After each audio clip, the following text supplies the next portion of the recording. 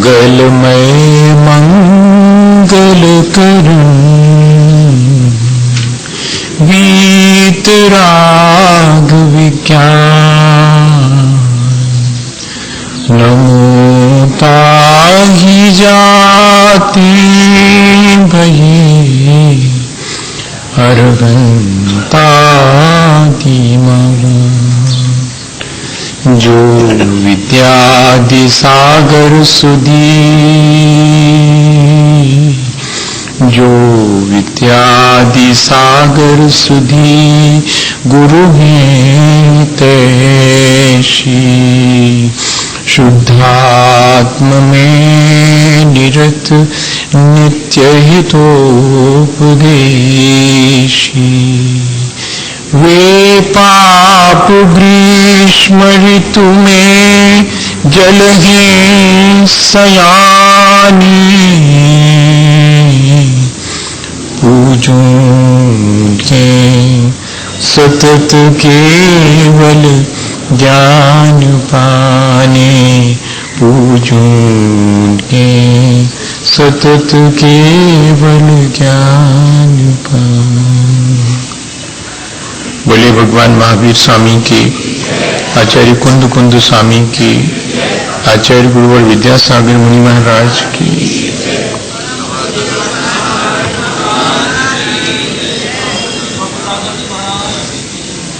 हम सभी लोगों ने पिछले दिन जब एक साथ मिल बैठकर इस बात पे विचार किया था कि अपने जीवन को अच्छा बनाने के लिए बहुत जरूरी है कि हमें अपने जीवन में जो कार्य अनिवार्य रूप से करना है उन्हें हम प्रायोरिटी दें, उन्हें हम पहले करें और इतना ही नहीं, उन्हें समय पर करें, रोज करें, कभी भूल में भी उनको छोड़े नहीं। यदि इस तरह हम अपने जीवन को व्यवस्थित कर लें, जो आवश्यक कार्य हैं उनको ही करने में अपने जीवन को लगाएं, तो जीवन जरूर अच्छा बनेगा। असल में हम लोग पहचान नहीं कर पाते हैं इस बात की कि क्या जीवन के लिए आवश्यक है और क्या आवश्यक नहीं है। उसके लिए भी आचार्यों ने बहुत आसान सा तरीका दिया है कि जिन चीजों से इंद्रिय और मन पर हमारी पकड़ नहीं रह पाती या हम इंद्रिय और मन के विवश हो जाते हैं, वो काम आवश्यक नहीं है। काम वही करें हम जिससे कि हम इंद्रिय और मन के वश में न रहें। बहुत आसान सा लगता है कहने सुनने में, लेकिन हम अगर देखें 24 घंटे तो हम अपने इंद्रिय और मन के वशीभूत होकर ही सारे काम करते हैं। मुश्किल है कि कोई क्षण ऐसा भी गुजरता होगा जिसमें कि हम अपने इंद्रिय और मन की पूर्ति के लिए कोई काम ना कर रहे हों। वो क्षण बहुत थोड़े से हैं और वास्तव में वे क्षण हमारे जीवन के वास्तविक हैं और उनमें हम अपने इंद्रिय और मन का सदुपयोग कर पाते हैं। जिन क्षणों में हम इंद्रिय और मन के विषयों की पूर्ति करते हैं, वे क्षण तो हम अनावश्यक रूप से व्यर्थ गंवा रहे हैं। जिनमें हम इंद्रिय और मन का सदुपयोग करते हैं या इंद्रिय और मन के विषयों की पूर्ति से विमुख होते हैं, वास्तव में वही क्षण हमारे कीमती हैं और जीवन में वही आवश्यक है। और दूसरी चीज, हम अपने जीवन का सदुपयोग कैसे करें? तो जीवन का सदुपयोग अपने कल्याण की बातों में और दूसरे के कल्याण की बातों में यदि हम व्यतीत अपना जीवन करते हैं तो वही हमारे जीवन का सदुपयोग है। तो इस तरह हमने कल जीवन में जो आवश्यक है उसे ज्यादा से ज्यादा शामिल करना चाहिए और अनावश्यक धीरे धीरे अपने आप ही उसको समय नहीं मिलेगा। जब हम आवश्यक कार्य में लगे रहेंगे तो अनावश्यक कार्य के लिए समय ही नहीं मिलेगा। वे आवश्यक कार्य कौन से हैं? श्रावक के जीवन में अलग हैं और साधुजनों के जीवन में अलग हैं। क्या उन आवश्यक कार्यों के करने से हमारा जीवन ऊंचा उठेगा और इतना ऊंचा कि हम तीर्थंकर जितनी हैसियत पाले? तो आचार्य भगवंत ने तो यही लिखा है कि कोई अगर अपने श्रावक है और वो श्रावक के जो आवश्यक है उनको करे, या साधु है और वो अपने आवश्यक कार्यों को ही करे, अन्य किसी कार्य को ना करे, तो उसका जीवन तीर्थंकरों जैसी ऊंचाई को पा सकता है। अभी तक तो हम ये सोचते हैं कि हमने भगवान की पूजा कर ली, वो एक आवश्यक है। महाराज आ गए तो उनकी सेवा कर ली, वो दूसरा आवश्यक है। देव पूजा, गुरुपास्ती, थोड़ा सा 4 लाइनें शास्त्र की पढ़ ली, ये भी हो गया। फिर हम संयम, तप और त्याग, यही तो श्रावक के 6 आवश्यक हैं। इनसे क्या प्राणी मात्र का कल्याण हो सकता है? इनसे तो हमारा अपना होगा। आप तो कह रहे हैं कि तीर्थंकर जैसी हैसियत वाला व्यक्ति, हमारे भीतर वैसा व्यक्तित्व पैदा हो सकता है, इतनी ऊंचाई हम छू सकते हैं। जबकि तीर्थंकर प्रकृति तो प्राणी मात्र के कल्याण की भावना के साथ आत्म कल्याण करने वाले को ही प्राप्त होती है।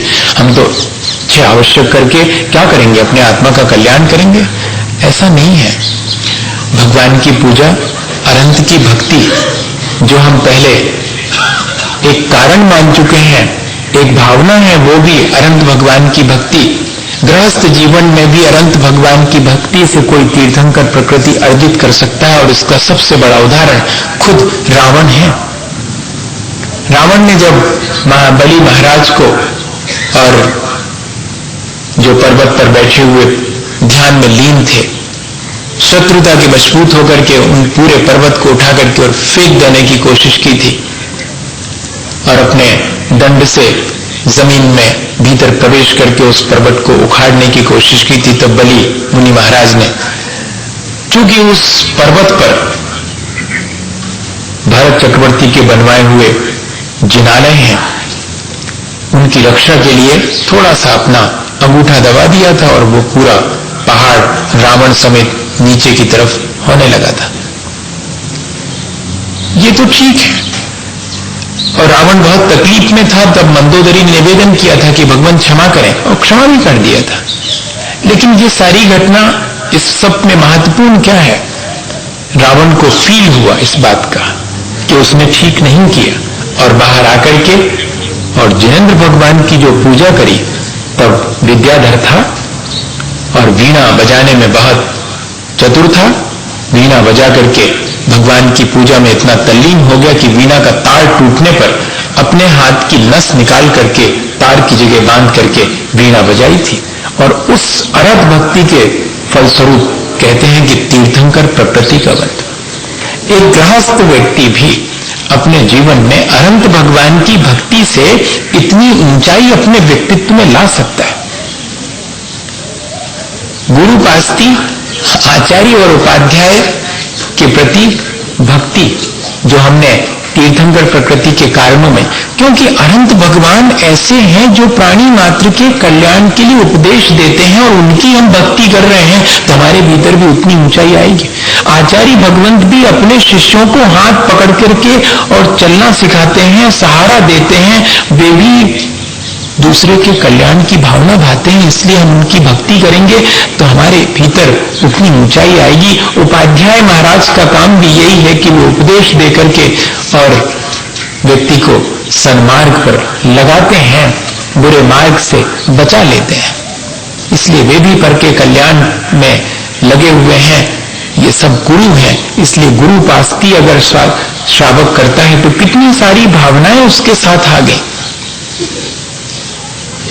और शास्त्र स्वाध्याय, इसी का नाम तो प्रवचन भक्ति है। भगवान की जैसे पूजा करते हैं वैसे शास्त्र जी की पूजा कर लेने का नाम प्रवचन भक्ति नहीं है। शास्त्र का अभ्यास करना, शास्त्र में लिखी हुई बातों को ठीक ठीक समझ करके अपना जीवन उसके अनुसार बनाना, ऐसा शास्त्र स्वाध्याय श्रावक भी कर सकता है। आज तो भगवान के दर्शन करने, गुरुजनों के निकट बैठ करके उनसे 2 बातें सीखने और शास्त्र की 4 बातें पढ़ने का अवसर जीवन में कितने लोगों को। आज जब हम लोग अभी थोड़ी देर पहले बैठे थे तो मेरे मन में यही विचार आ रहा था, 1% लोग होंगे, 1% लोग होंगे ये जो इन तीनों कामों को करते होंगे। बताइए,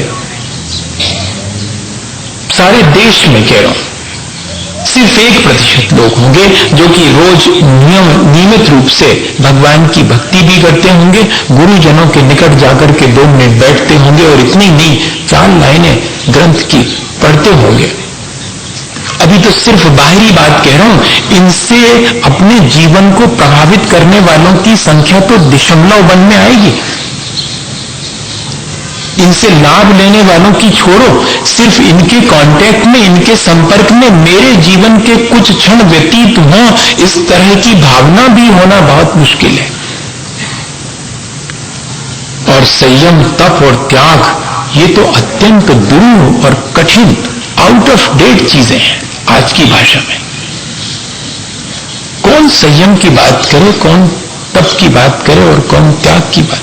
ये हम लोग ये सोचते हैं कि संयम, तप और त्याग से सिर्फ हमारा ही कल्याण होगा। ये तो वो लोग करते हैं जो सिर्फ अपने कल्याण करने में लगे हैं।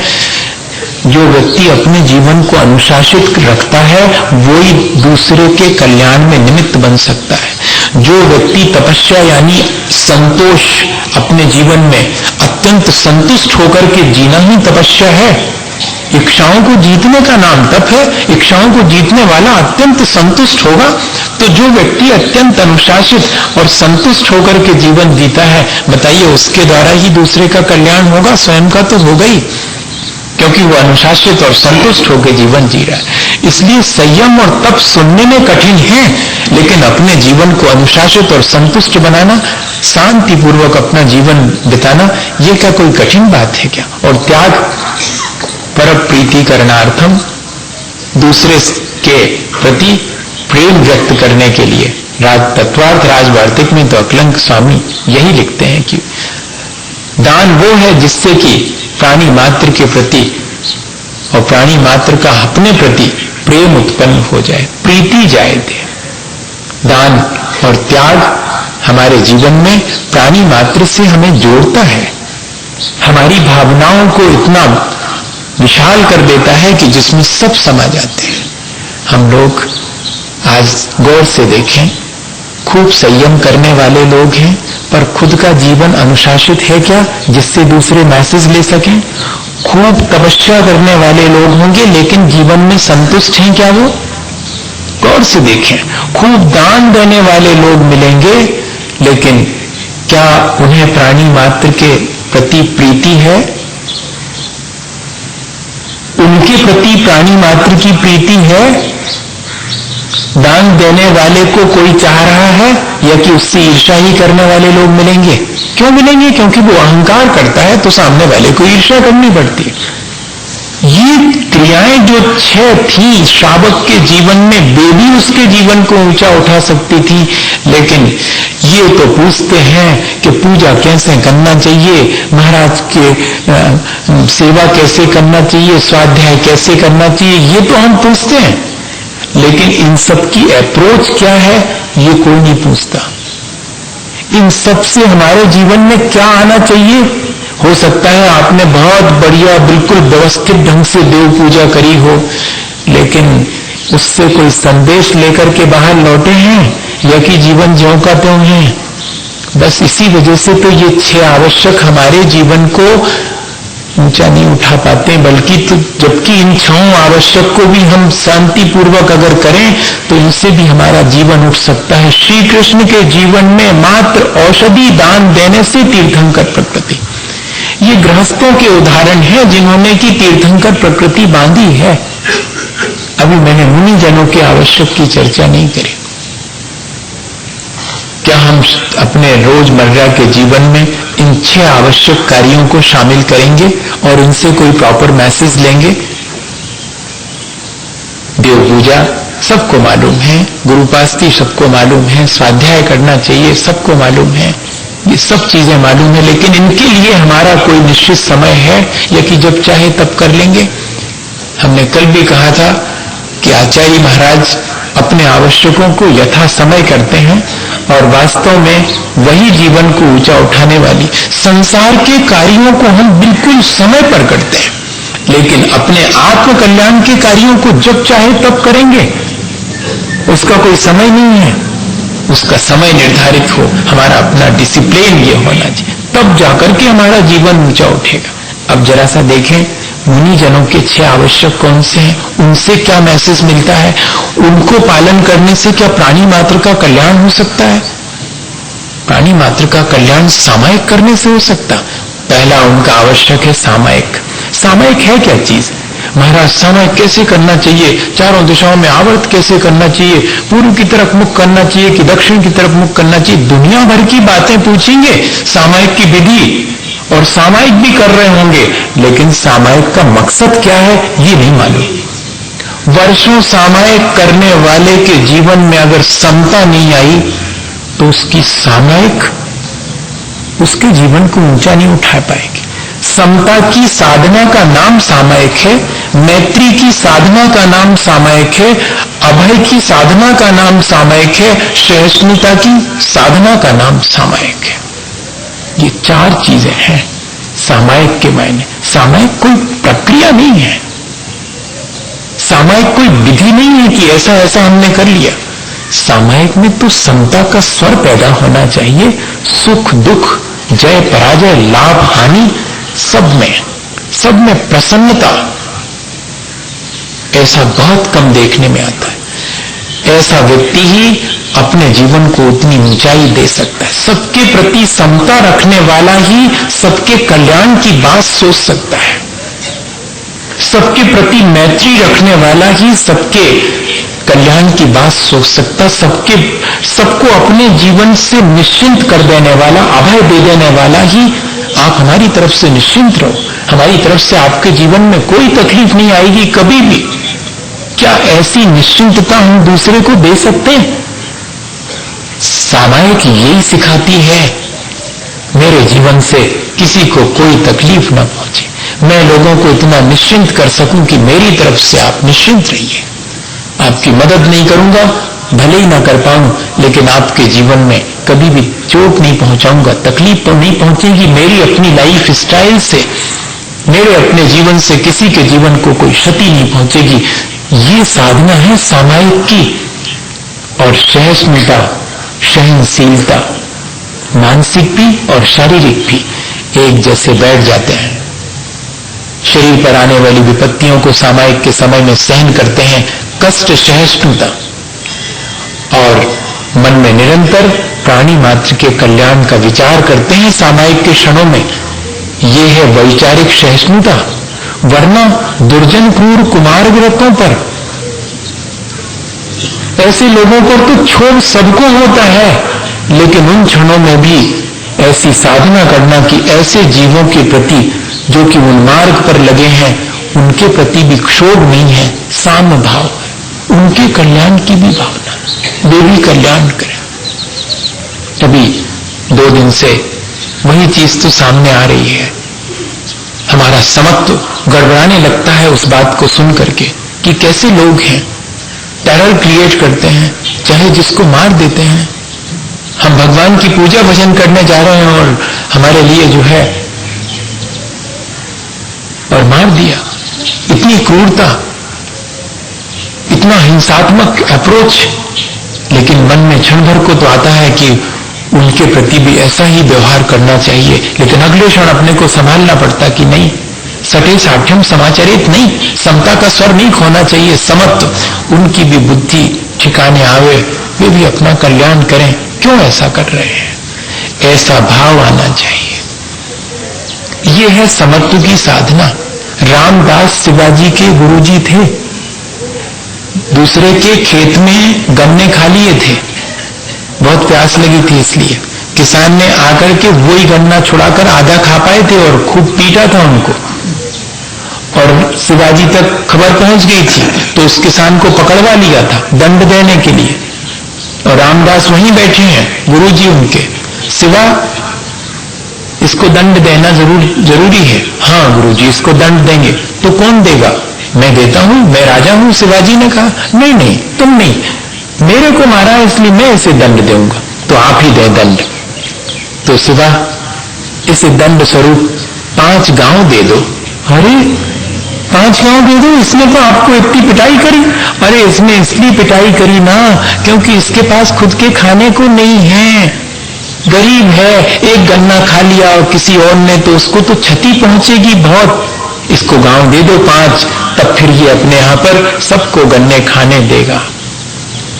बताइएगा, ये है समता का स्वर, ये है मैत्री की साधना, यही एक सिखाती है सामायिक। और हम तो सोच रहे थे कि अलती पलती मार के सवेरे अच्छी आंख बंद करके बैठ जाओ और पूछ लो महाराज से कि पूरब की दिशा में मुंह करो चाहिए कि उत्तर की दिशा में करो चाहिए, बिल्कुल दुरुस्त सब बढ़िया हो गया और बाहर उठे सो फिर उसके बाद ज्यों के दिन। ये है क्या? ये सामायिक है क्या? मेरे ख्याल से तो ये सामायिक का क्या कहें उसको, वो शब्द छोटा है, नहीं कहना चाहिए। सामायिक का एक तरह का नाटक है बस। ऐसी तो हम बहुत सामायिक कर चुके, जीवन में अगर समत्व नहीं आया तो अभी और सामायिक करनी चाहिए। ये सामायिक भी प्राणी मात्र के कल्याण और आत्म कल्याण में सहयोगी है, इसलिए तीर्थंकर प्रकृति के बंध में कारण बनती है। मैत्री का स्वर क्या है?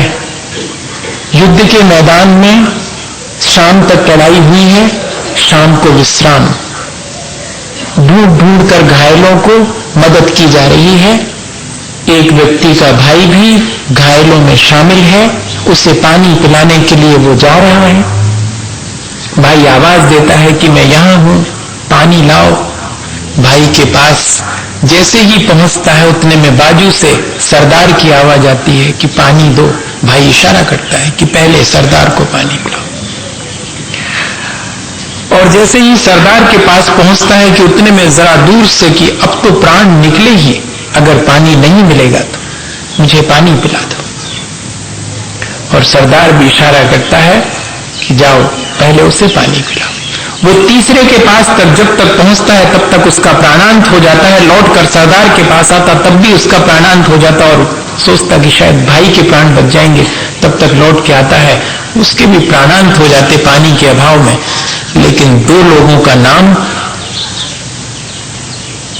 कौन सी लिस्ट में लिखा गया? परोपकार की लिस्ट में लिखा गया, मैत्री के स्वर की लिस्ट में लिखा गया। कौन से दो लोग? एक उसका भाई और एक वो सरदार। ये है मैत्री का स्वर। अपने प्राणों को मुश्किल में डाल करके भी दूसरे की मदद करने का भाव। एक आध बार आया कभी? सामायिक तो बहुत करी होगी। एक आध बार अपनी जान सांसत में डाल करके दूसरे की मदद करने का भाव आया? बहुत मुश्किल है ऐसी साधना मैत्री की। अभय की साधना तो करी थी सूकर ने। बताइए, हम और आपका नाम नहीं आया, समंतभद्र स्वामी ने सूकर का नाम दिया अभय दान में। अभय दान देने की साधना करी थी उसने। मुनि महाराज शेर की गुफा में आकर के रुक गए हैं शेर की अनुपस्थिति में, और शेर गुफा में आता है, बाहर खड़ा है सूकर। अभी महाराज ध्यान में लीन है, तुम भीतर नहीं जा सकते, मेरे से पहले हिसाब, मेरे से पहले निपटो, फिर बाद में। और उस सिंह से सामना करते करते उसके भी प्राणांत हो गए और सिंह के भी हो गए। किसका नाम लिखा जाएगा अभय की साधना में? शेर का कि सूकर का? मुनि महाराज का। मुनि महाराज तो समता में लीन पहले ही से थे, ना उनको सूकर से कोई लगाव है ना शेर से कोई दुराव है। लेकिन मैत्री की साधना में सूकर का नाम आचार्य समंतभद्र स्वामी ने अपने रत्नकर्ण श्रावकाचार्य में लिखा। ये चीज जो है हमारे जीवन में सामायिक से आनी चाहिए। समता, मैत्री, सहिष्णुता और निर्भय होकर के दूसरे को जीवन जीने के लिए सुविधा देना। इसलिए सामायिक अकेला करना भी तीर्थंकर प्रकृति के लिए कारण बन सकता है। आवश्यक अपरिहार्य, अपने आवश्यक कार्य को निरंतर करते रहना। स्तुति और वंदना भी मुनि महाराज के दो आवश्यक कार्य हैं। रोज स्तुति करना, रोज वंदना करना। इससे क्या होगा? इससे आम शून्यता आएगी, इससे विनय आएगी, इससे रिसेप्टिविटी आएगी। ये तीनों क्वालिटीज जो है वो प्राणी मात्र के कल्याण के लिए है। विनयवान व्यक्ति दूसरे का कल्याण कर सकता, अहंकारी व्यक्ति कोई दूसरे का कल्याण नहीं कर सकता। वो दूसरे को चोट पहुंचा सकता है, कल्याण नहीं कर सकता। इसलिए अहम शून्य होने के लिए स्तुति और विनय दो चीजें रखी।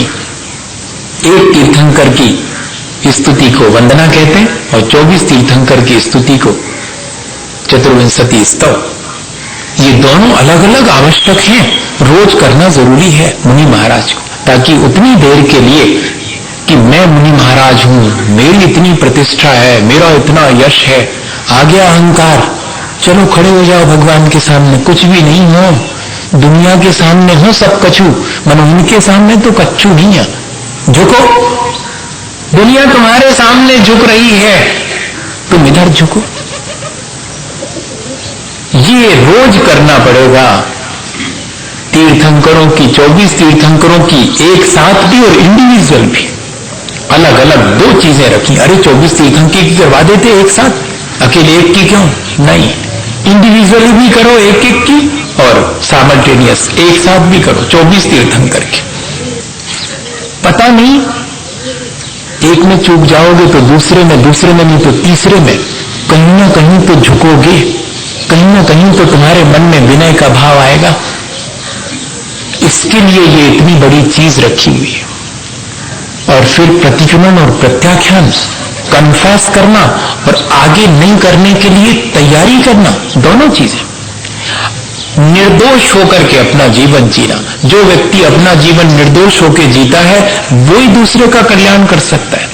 दोषी व्यक्ति अपना अकल्याण तो करता ही है, दूसरे को भी वैसा ही करने की प्रेरणा देता है, इसलिए दूसरे का भी अकल्याण करता है। दोषी व्यक्ति के जीवन से किसी को कुछ सीखने नहीं मिलता, कल्याण की कोई बात सीखने नहीं मिलती। और जो व्यक्ति निर्दोष अपना जीवन जीता है उसको देख करके और लोगों को भी अपने जीवन को वैसा ही बनाने की प्रेरणा मिलती है।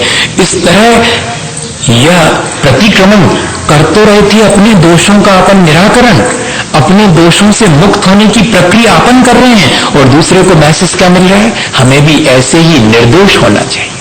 स्वयं निर्दोष होकर के हम दूसरे को निर्दोष होने का रास्ता दिखाते हैं। बहुत कठिन है निर्दोष होने की प्रक्रिया। निर्दोष होने, अगर दोष हो जाए तो उनको स्वीकार करने की प्रक्रिया भी और ज्यादा कठिन है। एक टॉल्स्टॉय ने कहानी लिखी कि हमारे मन की किस तरह की विचित्रता है, और उसमें उन्होंने लिखा कि एक व्यक्ति पहुंचता है भगवान के मंदिर में बिल्कुल अर्ली मॉर्निंग 5 बजे, जब कोई नहीं रहता। वो सोचता है कि कोई नहीं मिलेगा वहां पर, और जाकर के जो है और भगवान की वंदना करता है, स्तुति करता है, और क्या कहता है? मेरे से ज्यादा पापी कोई भी नहीं है, मैंने पता नहीं कितने लोगों की जान ली है, मैं आज आपके सामने ये सब चीजें स्वीकार करता हूं, मुझे क्षमा दान दो भगवान, ऐसा कहता है वो। और ऐसा कहने के बाद पीछे मुड़ने लगता है तो देखता है कि कोई और पीछे खड़ा है, और खड़ा ही नहीं है, वो जो पीछे खड़ा हुआ व्यक्ति है वो उस व्यक्ति के चरण छू लेता है। तो जिसने अभी कन्फेस किया था वो कहता कि आपने मेरे चरण क्यों छुए? बोले इसलिए छुए कि आपके जैसा व्यक्ति नहीं देखा। आप भगवान के सामने कह रहे थे अभी कि मैंने बहुत पाप किए, मैंने बहुत अपराध किए, मैंने बहुत लोगों की जान ली है, सबके लिए आप क्षमा मांग रहे थे। अब मालूम, अब बदल गया वो एकदम। अभी भगवान के सामने तो कह रहा था कि मैं पापी हूं, मैंने बहुत अपराध करे हैं। अब जैसे ही उस व्यक्ति ने कहा कि आप बहुत विशिष्ट हैं, तो मालूम क्या कहता है कि सुनो, ये मेरे और भगवान के बीच की बात है, तुम इस चीज को बाहर मत कहना। हम कन्फेस भी करते हैं तो कैसे कन्फेस करते हैं जरा देखें हम अपने भीतर। भगवान के सामने तो क्षमा, और बाकी लोगों को मेरा अपराध पता ना लग जाए, बाकी लोगों को मेरा दोष पता ना लग जाए, बड़े मुश्किल में पड़ गए। टॉल्स्टॉय लिखते हैं, उन्होंने खुद अपने जीवन की घटना इसको माना है कि मैं बहुत मुश्किल में पड़ गया कि इतना सरल और सच्चा आदमी जो भगवान के सामने अभी सब स्वीकार कर रहा था, और अब कह रहा है कि सुनो, अगर ये बात किसी और को मालूम पड़ी तो मैं कोर्ट में तुम पर मानहानि का दावा कर दूंगा, इसलिए ये बात किसी और से मत कहना। हम अपने दोषों को सरल चित्त होकर के निकाल नहीं पाते हैं, निर्दोष होने की प्रक्रिया नहीं कर पाते हैं, और यही तो वजह है। प्रतिक्रमण कितने ही दोहरा लो, आलोचना पाठ पढ़ लो सुबह से, हाँ मैं दुष्ट अपराधी भगवान के सामने, और जिनके प्रति हमने दोष किया है उनके सामने नहीं।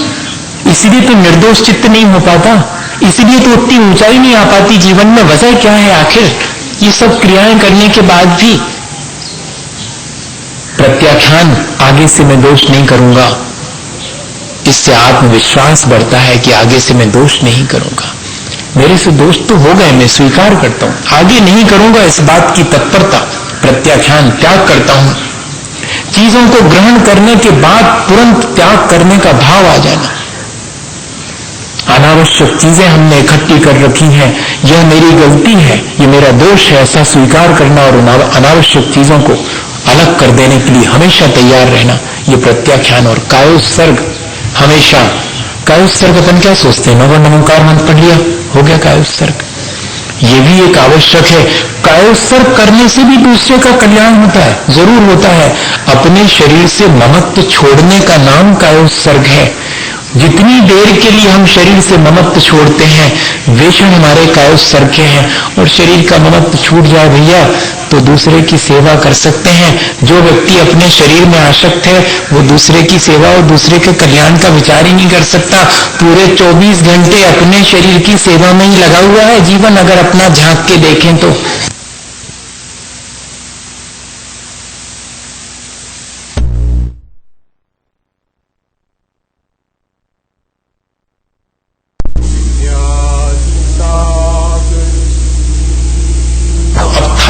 शरीर सुलाओ, उसको सेवा करते रहो 24 घंटे। जो शरीर की सेवा में लगा है वो व्यक्ति प्राणी मात्र के कल्याण और उनकी सेवा का भाव ही नहीं कर सकता। इसलिए आचार्यों ने लिखा कि अपने शरीर से ममत्व छोड़ने की साधना भी करना, कायोत्सर्ग करना। एक मुनि महाराज को दिन भर में कम से कम 28 कायोत्सर्ग करने का नियम है, मिनिमम। वैसे तो पूरे दिन भर जो है शरीर से ममत्व छोड़ करके साधना करना, तभी जाकर के दूसरे के कल्याण का कुछ विचार कर पाएंगे।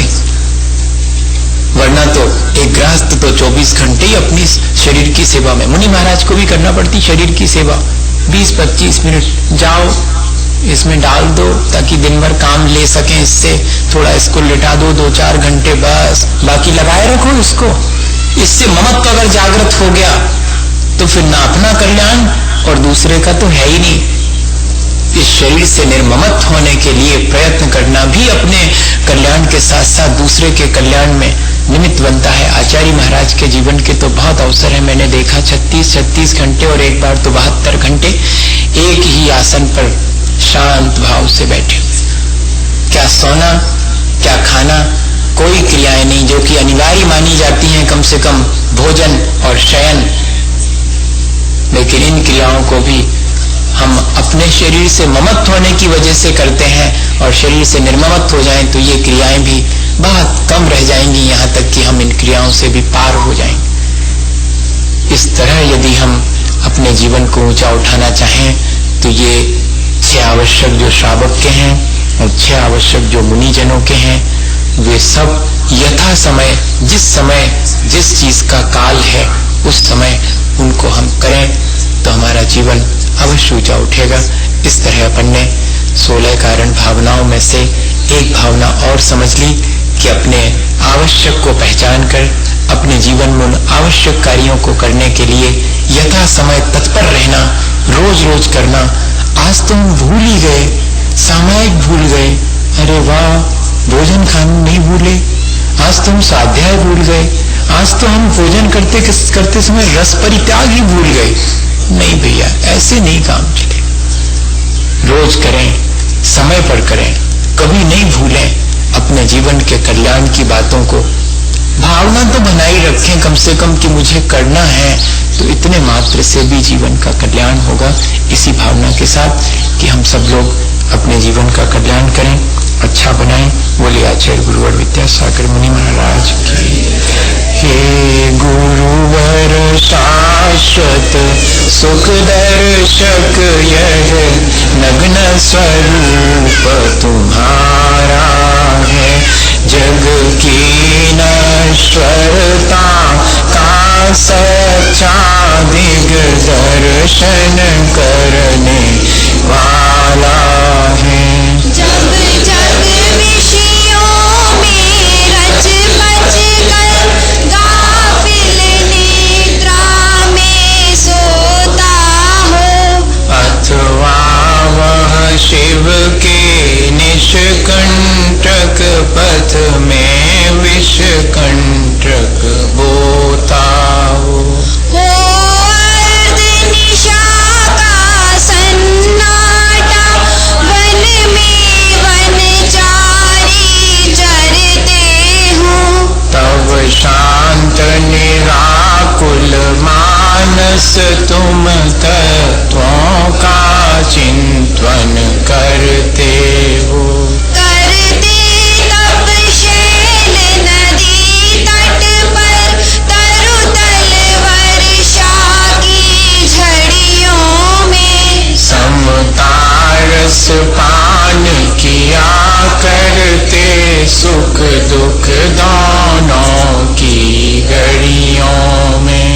अंतर ज्वाला हरती वाणी, मानो झड़ती हों फुलझड़ियाँ। भव बंधन तड़ तड़ टूट पड़े, खिल जावे अंतर की कलियां। तुम सादानी क्या कोई हो, जग को दे दी जग की निधियाँ। दिन रात लुटाया करते हो, शम सम की अविनश्वर मणियां। हे निर्मल देव तुम्हें प्रणाम, है ज्ञान दीप आगम प्रणाम। हे शांति त्याग के मूर्तिमान, शिव पथ पंथी गुरुवर प्रणाम। मिथ्यातम नाश विको, ज्ञान के प्रकाश विको, आपा पर भास विको, भानु सी बखानी है। शहो द्रव्य जान वेखो, बंध विद्यमान वेखो, सफर पहचान वेखो, परम प्रमाणी है। अनुभव बताए विको, जीव के जताए विको, काहू न सताए विको, भव्य उर्यानी है।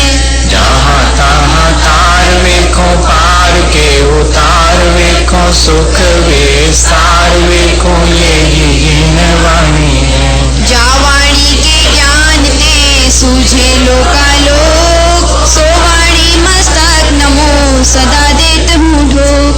उदक चंदन तंदुल पुष्प कई, चरु सुदीप सुधूप फलाग कई। धवल मंगल गान रवा उड़े, जिन ग्रहे मुनिराज महम यजे।